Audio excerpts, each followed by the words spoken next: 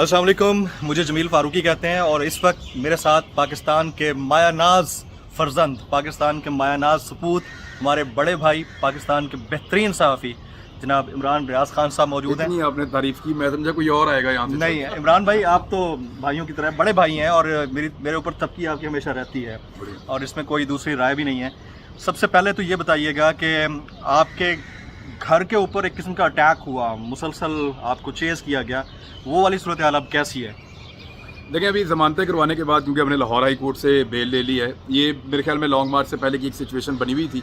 मे भी दोबारा बन जाए, दोबारा एहतजाज होगा तो गवर्नमेंट चाहती है कि हर उस आवाज़ को बंद किया जाए जो आवाज़ उनको सूट नहीं करती। ये हर किस्म की हुकूमत जब भी आती है कोई ना कोई किसी ना किसी लेवल पे ये कर रहा होता है। लेकिन इस हुकूमत ने जो फाशिस्ट इनके हथकंडे हैं, आप देखें ना, 40 दिन की हुकूमत है जी, और 40 दिन की हुकूमत के ऊपर इन्होंने कितनी FIR काटी हैं। सियासी मुखालिफिन की तो आप छोड़ दें, सिर्फ सहाफ़ियों के ऊपर देखें, 3 तो मेरे ऊपर हैं, अरशद शरीफ साहब के ऊपर हैं, साबिर शाकिर साहब के ऊपर है, मुहित पीरज़ादा अदालत में है, हम भी पाइपलाइन में पड़े हुए हैं। बहुत सारे लोग पाइपलाइन में, समी इब्राहिम के ऊपर FIR हैं और बहुत सारे सहाफ़ियों पे हैं।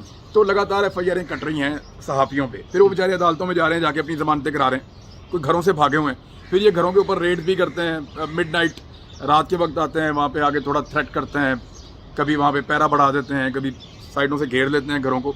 अब मेरा घर ऐसी जगह पे है कि वो बिल्कुल वो सेपरेट एरिया, दूर है वो काफ़ी, उसके आसपास घर भी कोई नहीं है, तो हमें दूर से नज़र आ जाता है जब लोग आते हैं। तो इन्होंने एक दिन हमें घेरा भी था और उस दिन मुझे शक था कि ये अरेस्ट करेंगे, और फिर मैंने वो क्योंकि लॉन्ग मार्च था 1-2 दिन के बाद, तो फिर मुनासिब नहीं समझा, जब मशवरा किया सारे सहाफ़ियों से, उन्होंने कहा जी आप गिरफ्तारी को अवॉइड करें।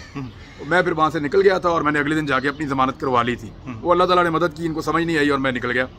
वो एक अल्लाह की मदद से ही हुआ, वरना अब पकड़ना तो मुश्किल नहीं है किसी एक आदमी को। जी बिल्कुल। अब स्टिल ऐसे ही है, हमें 30 तारीख को दोबारा अदालत में जाना है, मंडे को जी। अतर मिनुल्लाह साहब की इस्लामाबाद में कोर्ट है सर, और सारे सहाफ़ी वहाँ पे जा रहे हैं, जाके बात करें। इंटरनेशनल बॉडीज हमारे साथ रब्ता कर रही हैं, वो ये पूछ रहे हैं कि बताइए आप लोगों के साथ क्या हो रहा है सर। बहुत सारे लोगों के मैसेजेस भी आए हैं, हम उनको क्या बताएंगे पाकिस्तान में क्या हो रहा है।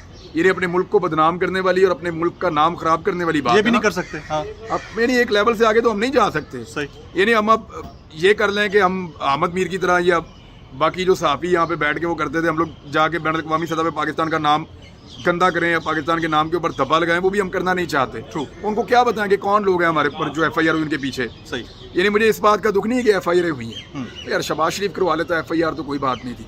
अब जो लोग पीछे FIR करवाने के वो भी हमें पता है कौन है, और ज़्यादा दुख होता है, दुख और ज़्यादा होता है। अच्छा इमरान भाई, खान साहब ने जो धरने की कॉल थी उसको कॉल ऑफ किया और शहबाज शरीफ साहब ने गुज़िश्ता रात खिताब किया। आपको उनकी बॉडी लैंग्वेज से लगता है कि क्या मुक़्तदर हल्के उनके साथ हैं या नहीं है? शहबाज शरीफ साहब की तो मसनूई बॉडी लैंग्वेज थी। हाँ, और क्योंकि मैं उनको बहुत रिपोर्ट करता रहा हूँ तो वो ऐसे बोलते नहीं हैं, ये सब मसनूई था, आर्टिफिशियल था। वो आपको बाद में एक वीडियो क्लिप जो है वो निकल भी आया तो आपको चीज़ें साबित हो गई, कहने की ज़रूरत नहीं है। जहाँ तक इमरान खान साहब का ताल्लुक है तो उन्होंने धरना इसलिए कैंसिल किया, बकौल उनके अंदर क्या चल रहा है वी कांट से एनीथिंग, लेकिन इनको 19 जून का तो श्योरिटी इनको दी गई है PMLN की जानिब से और बाकी जमातों की जानिब से कि हम पाकिस्तान में हुकूमत तहलील करके बजट के बाद इलेक्शन की तरफ हम चले जाएंगे। पहली पॉसिबिलिटी भी यही थी, लेकिन आप बता सकते हैं कि किसकी तरफ से श्योरिटी हो सकती है? ये PMLN के लोग हैं, उन्होंने कहा जी हम करवाना चाहते हैं। अच्छा, फजल रहमान की पार्टी कहती है, वो भी कहते हैं हम करवाना चाहते हैं, बाकी पार्टी भी कहती है, पीपल्स पार्टी बीच में अड़ जाती है। लेकिन मेरे ख्याल में जो सारे इन कठपुतलियों को चला रहे हैं, इनके हैंडलर्स हैं, शायद वो अभी असेसमेंट कर रहे हैं कि इलेक्शन में इमरान खान वापस आएगा या नहीं आएगा। अगर तो किसी लम्हे उनको ये लगा कि इमरान खान को मैनेज किया जा सकता है, इलेक्शन में वो वापस नहीं आएगा, तो फिर तो वो इलेक्शन मेरे ख्याल में करवा देंगे हैंडलर्स। ये this is the main point. और अगर उनको लगा कि इमरान खान इलेक्शन में वापस आ जाएगा तो तब तक वो इलेक्शन करवाने से गुरेज करेंगे। जहाँ तक इमरान खान की बात है, वो बार बार अटैक करेगा, वो बार बार पीछे आएगा और वो मैक्सिमम जितना डैमेज कर सकता है वो करता रहेगा, और ज़्यादा डैमेज ये अपने आप को खुद कर रहे हैं। हालात बड़े मुश्किल हैं। अच्छा, हुकूमत फैसले नहीं कर पा रही, और जो एक गैर यकीनी सूरत हाल है, वो एक सिर्फ सूरत हाल जो है ना गैर यकीनी की, उसकी वजह से बड़ा खौफनाक इम्पैक्ट आ रहा है पाकिस्तान की इकोनॉमी के ऊपर। और ये गैर यकीनी तब तक रहेगी जब तक आप इलेक्शन अनाउंस नहीं करेंगे। जब आप इलेक्शन अनाउंस करेंगे गैर यकीनी खत्म हो जाएगी, आपको एकदम थोड़ा सा रिलीफ मिलेगा। इलेक्शन के बीच में निगरान हुकूमत कैसे भी स्टेप लेती है वो निकाल लेगी। इमरान भाई मुझे ये बताएं कि एस्टैब्लिशमेंट इस वक्त आपको लगता है कि उनकी पुष्ट पनाही के बगैर ये हुकूमत बैठी है? एस्टैब्लिशमेंट हर हुकूमत के साथ होती है और जिस हुकूमत के साथ नहीं होती फिर वो चली जाती है। यही होता है। जैसे खान साहब के साथ हुआ। खान साहब का साथ नहीं दिया, उन्होंने कहा जी हम न्यूट्रल्स हैं, हम इसके अंदर नहीं आ सकते। तो उनकी न्यूट्रलिटी का इम्पैक्ट आपने देख लिया। और खान साहब का अब ये मानना है या उनके लोगों का कि ये जो कुछ उनके साथ हुआ गुज़िश्ता 2-3 दिन में, ये न्यूट्रल्स उस वक्त तो जरूर हो सकते थे जब इमरान खान को निकाला जा रहा था, अब बिल्कुल नहीं है। क्योंकि रेंजर्स की फुटेजेस खान साहब के पास आई जो आंसू गैस और शेलिंग वगैरह मुजाहिरीन के ऊपर कर रहे हैं। नॉर्मली फौज या उसका ज़ेली इदारा कुछ ऐसा करता नहीं है, तो इन्होंने किया। और ख्वातीन और बच्चे थे। आपने बहुत ज़्यादा एज ए पॉलिटिकल हिस्टोरियन आप पढ़ते भी हैं, आप लिखते भी हैं, आप प्रोग्राम भी करते हैं, वीलॉग्स आपके इतने ज़बरदस्त रिसर्च ओरिएंटेड होते हैं। आपने कभी किसी मुल्क की तारीख में ऐसा देखा कि डायरेक्ट निहत्ते बच्चों और ख्वातीन के ऊपर आंसू गैस के, एक्सपायर्ड आंसू गैस के शेल फायर किए गए हों? देखा, 2 जगह पे देखा। कहाँ पे?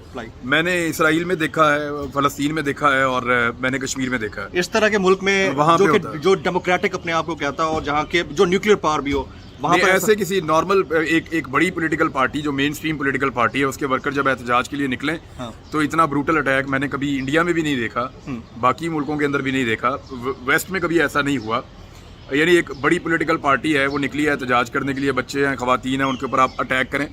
ये कश्मीर में, फ़लस्तीन में, ऐसी जगहों के ऊपर ये चीज़ें हो जाती हैं, लेकिन बड़ा अनफॉर्चुनेट है। और देखें, ये यूज़ ऑफ फोर्स की अगर आप बात करें ना सर, तो इसके 10% फोर्स यूज़ हुई थी। तो 2007 में मियाँ फैमिली वापस आना चाह रही थी पाकिस्तान, ऐसा ही है, एक बंदा एयरपोर्ट नहीं पहुंचा था। ऐसा ही है, एक ये तो इमरान खान फिर भी पहुंच गए ना डी चौक, जी, और लोग भी पहुंच गए, रुकावटें तोड़ गए, बहुत बड़ी कामयाबी है। सही, एक बंदा एयरपोर्ट नहीं पहुंचा था। निगरान हुकूमत में सब कुछ न्यूट्रल था, कोई दबाव नहीं था, और अपने घर से मॉडल टाउन से निकलकर एयरपोर्ट तक शहबाज शरीफ नहीं जा सके थे।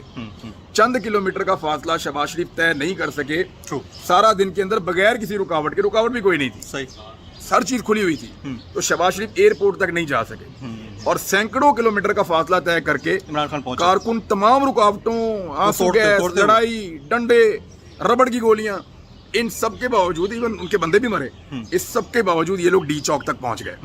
तो ये एक बहुत बड़ा फर्क क्रिएट कर दिया है कि रियासती मशीनरी के सामने, सक्सेसफुल तो था, रियासती मशीनरी या खौफ के सामने खड़े हो गए, या आप ये कहें कि एस्टेब्लिशमेंट की ताकत या इदारों की ताकत के सामने भी एक पॉलिटिकल पार्टी जो है वो सरेंडर करने को तैयार नहीं है। और दूसरी पार्टी को सिर्फ एक फोन कॉल चली जाए तो वो कहता है जी मैं एयरपोर्ट नहीं जाऊंगा, चाहे मेरा भाई वहां पे गिरफ्तार हो जाए, चाहे मेरी भतीजी वहां पे गिरफ्तार हो जाए, मैं नहीं आ रहा। अच्छा, खान साहब का future in A nutshell, Khan साहब, इमरान खान साहब का फ्यूचर क्या देख रहे हैं आप as a politician, as a democrat? इसको प्रेडिक्ट नहीं किया जा सकता, बड़े मुश्किल हालात हैं। हाँ, लेकिन इमरान खान साहब की फ्यूचर की प्रेडिक्शन तो नहीं की जा सकती। ये प्रेडिक्ट कर सकता हूँ कि ये हार नहीं मानेंगे, पीछे नहीं हटेंगे। नहीं, ये लगे रहेंगे पीछे, ये फिर आएंगे, फिर वो फिर गिराएंगे, ये उठ के कपड़े झाड़ के फिर गले पड़ जाएंगे, वो फिर गिराएंगे, ये उठ के कपड़े झाड़ के फिर गले पड़ जाएंगे।